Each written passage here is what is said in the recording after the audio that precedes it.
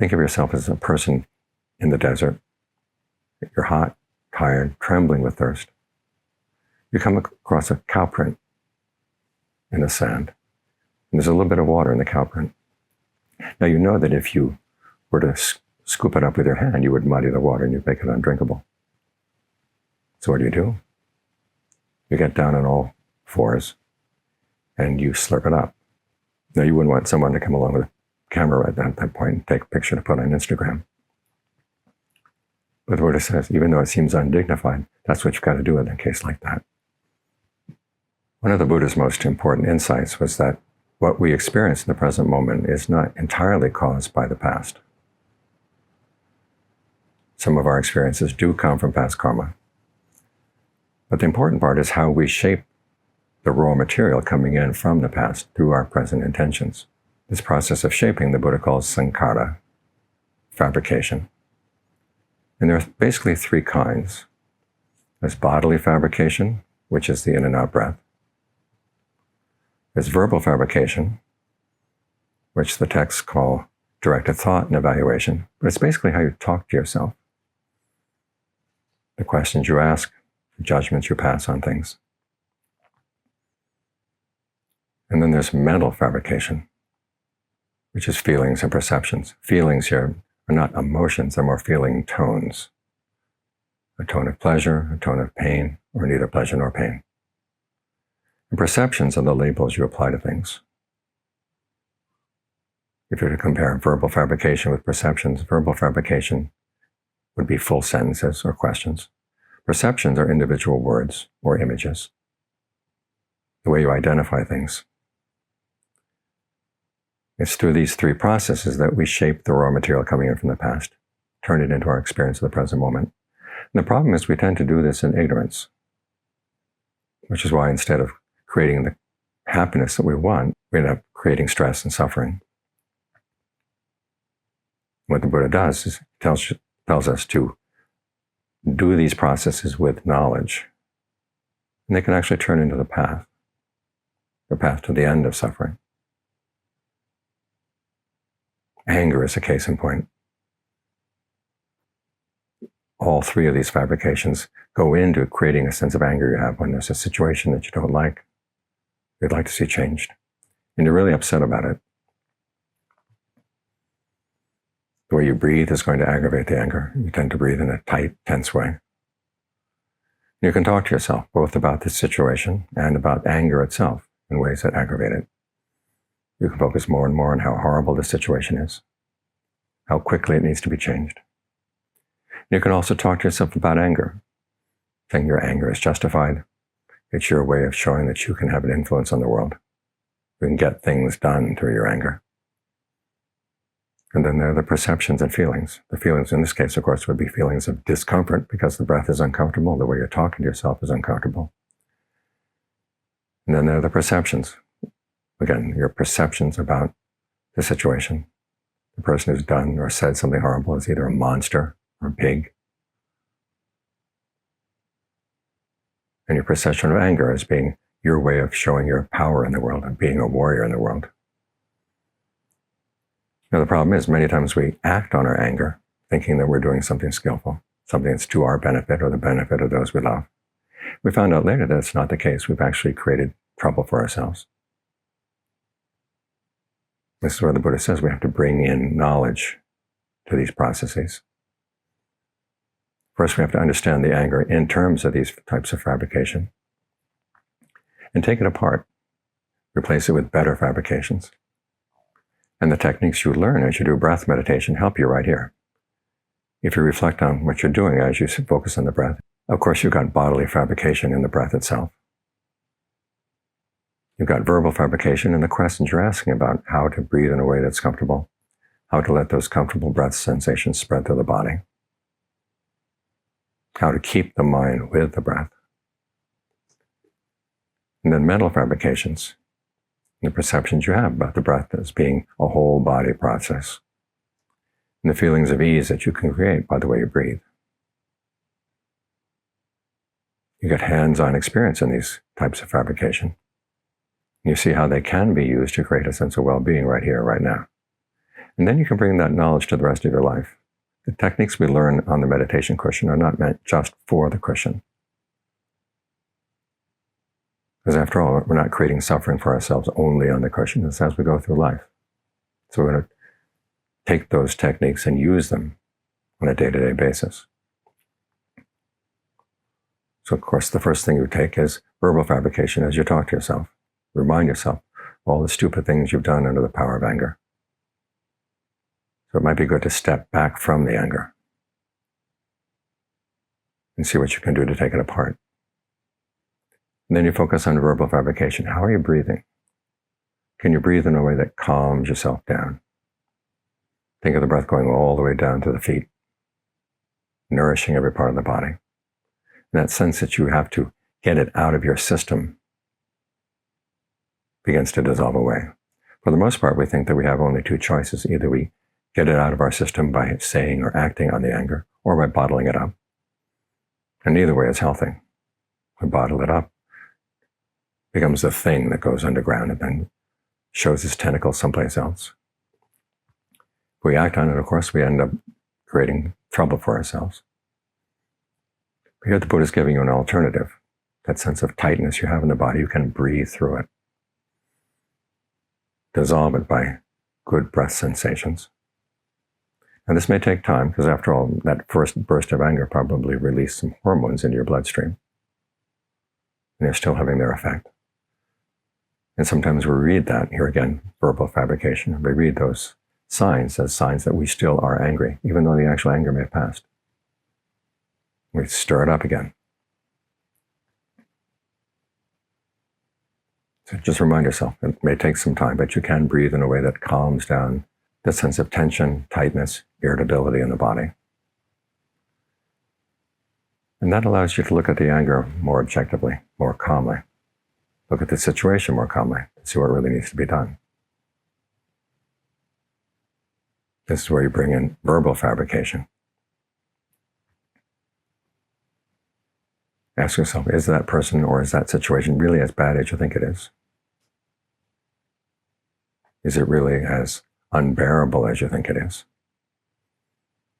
Here the Buddha gives you some ways of talking to yourself. Say when someone has said something really unpleasant, really hurtful.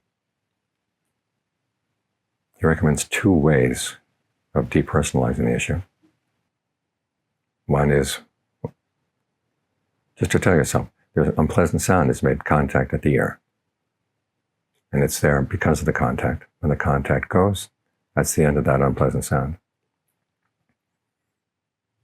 Now, how many times have you thought that when someone curses you and someone says something really harsh and vile? It's not the first thing that occurs to you, but it's useful. Because you realize that from that point on, once the contact is ended, the fact that it's reverberating around in your mind is based on what you're doing now. The action of the other person is over and done with. Do you want to keep on stabbing yourself with those words? It's your choice. The second way of depersonalizing the words is to remind yourself that human speech is of all kinds. The nature of human speech is that there's kind speech and unkind speech, true speech, untrue speech. Words that are said with an attitude that means well to you and words that are said in an attitude that doesn't mean well to you. This is the nature of human speech everywhere. The fact that you're subject to that kind of unkind or untrue or ill-intentioned speech is nothing out of the ordinary. All too often we find a situation being totally horrible, totally unbearable. We think it's so extraordinary that we have extraordinary rights to react in a way that's not all that skillful.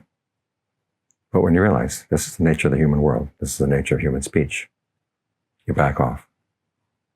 You realize that the action was not extraordinary, so your rights are not extraordinary either. These are some ways of helping you pull yourself out of the unskillful verbal fabrication that finds the situation unbearable. As for mental fabrication, there are basically two types of issue around perception. One is your perception of the situation. One is your perception of yourself as passing judgment on the situation. Again, you can see the situation is horrible. The Buddha recommends that you ask yourself, is it really that bad? This reflects on your position as the person passing judgment. He says, when you see somebody who has done something wrong, think of yourself as a person in the desert. You're hot, tired, trembling with thirst. You come across a cow print in the sand, and there's a little bit of water in the cow print.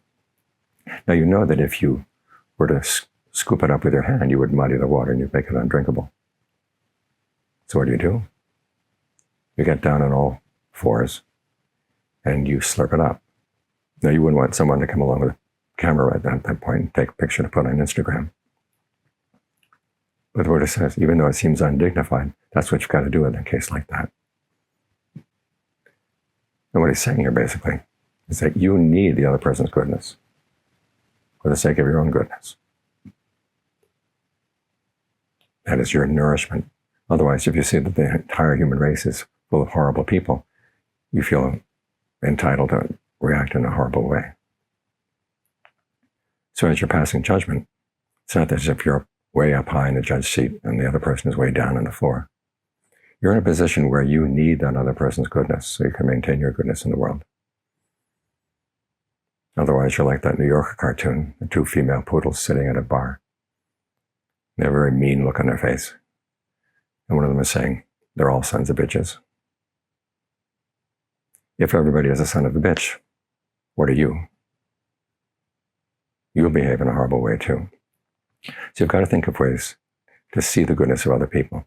If it turns out you can't think of anything good about that other person, then the Buddha gives you another way of thinking, another perception to hold in mind. You're coming across a person sick, lying by the side of the road, out in the middle of the desert. And no matter how strange that person may be, or how unconnected that person may be to you, you've got to feel compassion. In other words, if a person has no goodness at all, they're really digging themselves into a hole. So the proper reaction is to have compassion for them. These are some ways of digging yourself out of the anger.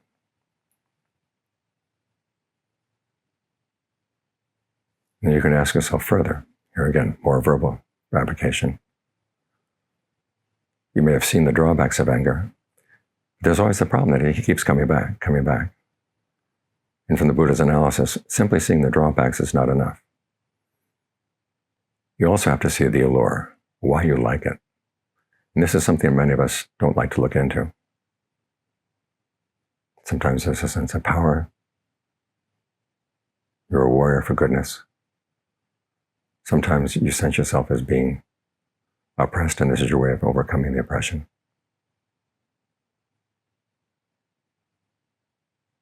But what exactly is the allure of the anger? It's when you see the allure, it's like why you actually went for the anger. And you see that it's not worth it when you compare the allure with the drawbacks. That's when you let it go. This requires a lot of honesty.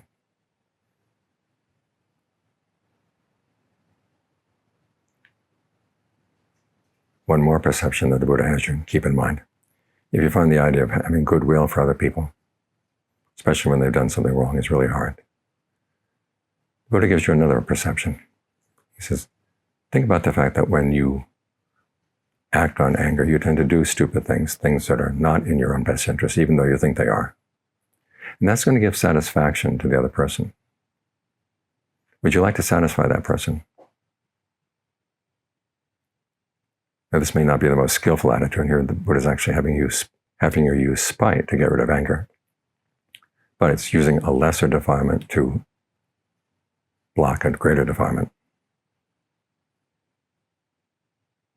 And then when you calm down a little bit, then you might be willing to think of thoughts of goodwill for yourself, that acting on anger is not in your own best interest. And if you really want to make change in the world, you have to have goodwill for the other people, because the only true change that comes in the world is when people voluntarily act skillfully. And to get someone else to voluntarily act skillfully, you have to have goodwill for them. So the basic lesson in all of this is that what we experience in the present moment is not given. It's shaped to some extent by past actions, but also largely by our present actions. So when there's a really bad situation, we're not told that we simply have to accept it. Or when anger comes up, we're not told that we simply have to accept that. Instead, we have to realize that anger is what clouds our vision. We can step back from it, deconstruct it in terms of those three fabrications, and reconstruct a better attitude with more skillful fabrications. We put ourselves in a better position to really read the situation, to see what positive things can be done. So that we're not a victim of circumstances, we're not totally passive. We use our proactive abilities for the sake of true happiness. No matter how bad the world can be, we can always act in a skillful way.